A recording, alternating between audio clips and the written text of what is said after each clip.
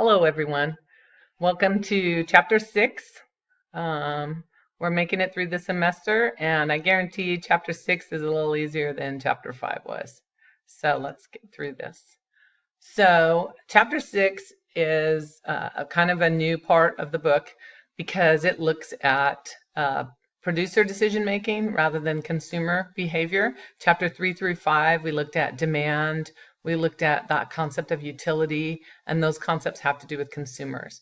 Now we're looking at the other side, which is the supply side, which is producers.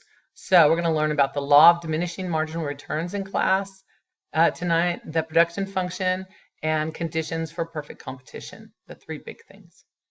So perfect competition is kind of a theme for the next few chapters. And when we talk about perfect competition,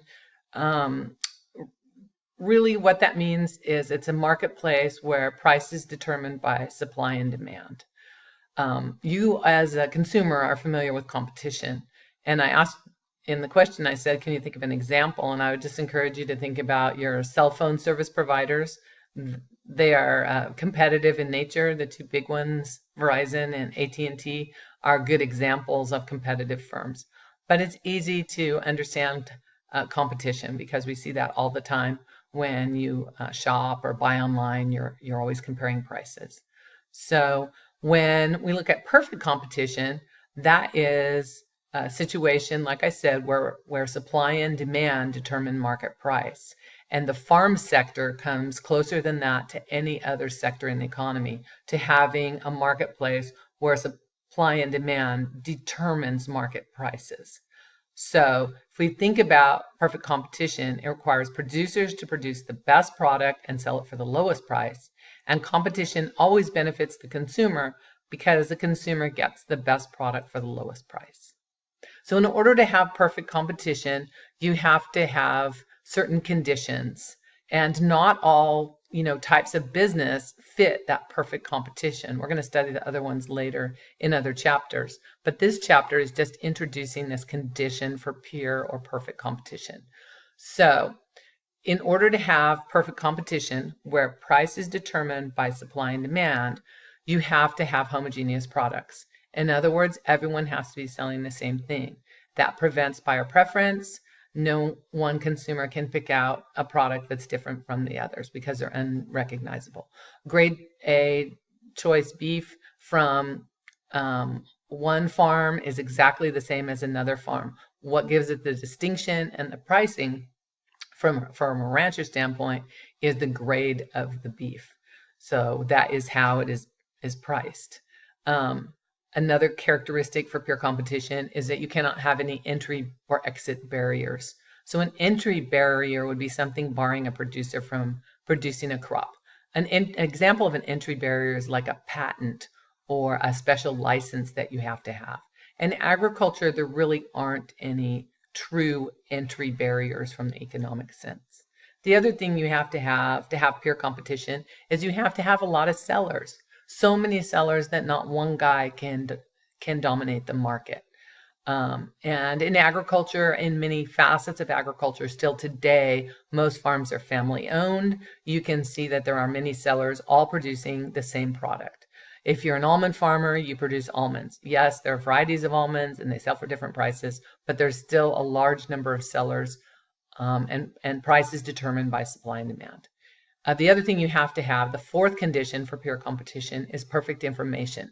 That means there's no secrecy. Everyone can have information to market data, like market prices, producer costs, production information, things like that. All of that allows everyone to be on equal footing.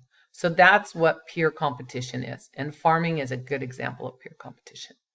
Okay, let's talk now about this idea of inputs. Since we're now looking at the supply side of economics, supply means producing. In order to produce something, you have to use inputs. Inputs fall into four categories, and the categories are land, labor, capital, and management. Obviously, I think you can understand each one of these. Capital is manufactured goods, anything that you would buy with money. The definition in economics is a little bit different than the definition in accounting, for some of you who understand accounting.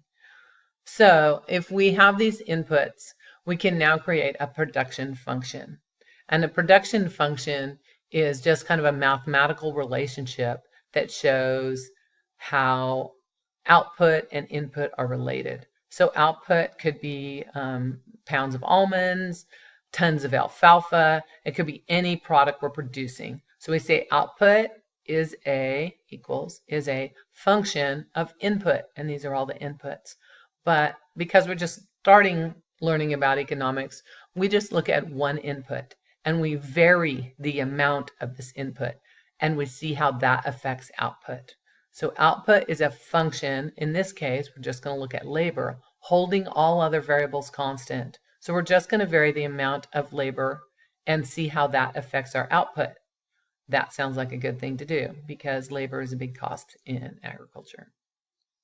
So this is an example of some production data for a farm called Top Ag. It's in your book also. So in this case, we have labor use. I would imagine this is hourly labor. So how many hours? They don't really specify. And your output that you're going to receive when your crew works that many hours. So if your people work 10 hours, you produce 1 ton of product. If you work 62 hours, you're going to produce 12 tons of product. Okay, output is product. They didn't specify what we're producing here. These are some calculations that we can do given this production function. So column 1 and 2, that is a production function. Our variable input is labor, and that provides us with our output. So that is what a production function is. And these A through J are different combinations of labor that provide different levels of output. And where I would get these from is from doing some research. I can do research in books. I could do research on my farm. I would collect this information as I was in my farming operation. So I would know that 32 hours of labor, I'm going to harvest about 9.6 tons of output.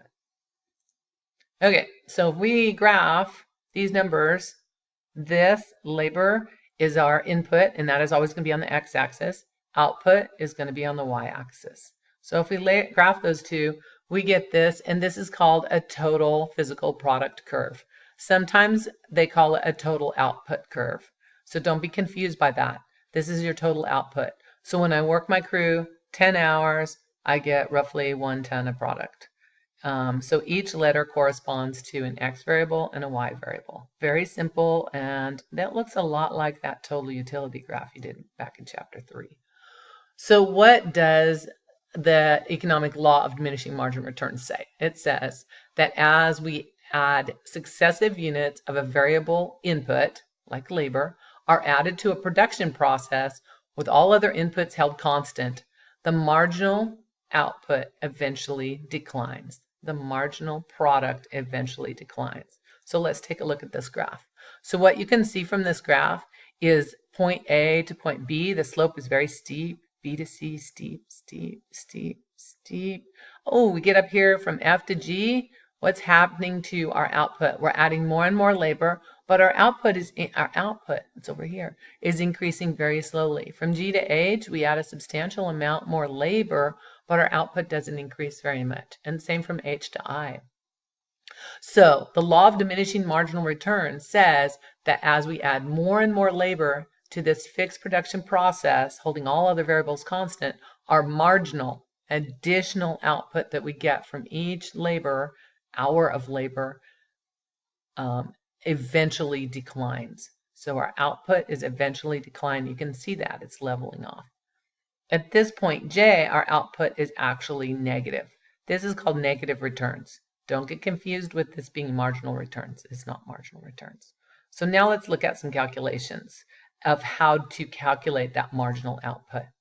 So marginal output or marginal physical product is a change. So that means subtraction. So basically it's a slope calculation.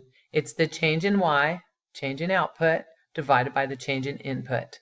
Change in Y divided by the change in X. Okay, let's go back real quick and look at this. Let's look at these numbers. So here's your output. So your change in Y is the difference as we go from A to B. Your change in Y is 2. 3 minus 1 is 2. When you add additional hours, you're going to get 2 more tons produced. So your change in Y is 2. Your change in X, which is labor, is 16 minus 10, and that is 6. So 2 divided by 6 is your marginal output of 3. Okay, the next one would be 4.8 minus 3. So that would be an increase of 1.8 tons. 4.8 minus 3, 1.8 tons. And our labor would change by 4 hours. So we get 1.8 tons of product picked for every 4 tons or 4 hours of extra labor. If we do the math on that, that's a 0.45. What marginal product tells us is the additional output we get for every unit of input. And look what happens. Our output is increasing from 0.33 to 0.45, positive increase, 0.45 to 0.85. Okay, after that it drops to 0.40. This right here after point D is where the law of diminishing marginal returns kicks in. So our marginal output begins to decline. Our total output, which is the amount of tons we're harvesting, is still increasing, but the additional, remember marginal utility, our additional output is increasing at a slower and slower and slower rate.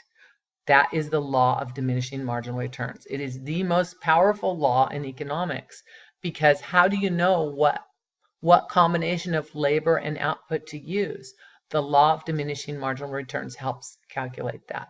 This is negative returns. Nobody's going to produce at this level unless you're really not a very good businessman.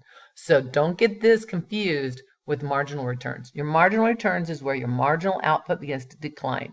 Increase, increase, decline. Okay, I better hurry up or I'm not going to make my 15-minute timeline.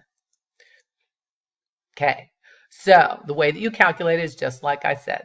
The change, in this case, the change in Y divided by the change in X.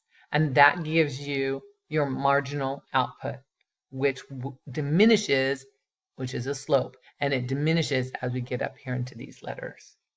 Okay, so let's look at another calculation, and this one is not very significant, but the book teaches it. So this is basically just Y divided by X. So it's Y output divided by input, and basically it just tells you the amount of product you get per hour of labor. So let's quickly zip back here to look at these. So here's average output, and this figure is in your book.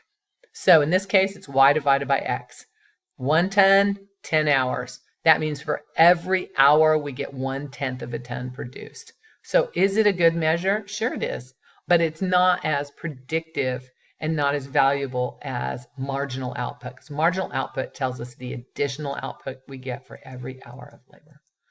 So that is average output, Y divided by X. So average output just tells us how much output we get per unit of input.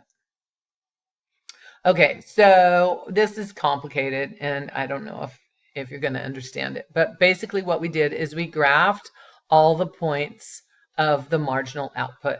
So if you go back to that top ag data chart, and you probably love when I do this, go back to that top ag, we are graphing these points on, this is output. So it's graphed on the y-axis versus labor on the x-axis.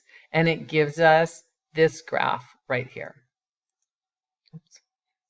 Gives us this graph right here. And so I said your output is increasing at an increasing rate. At point D, our output increases at a decreasing rate.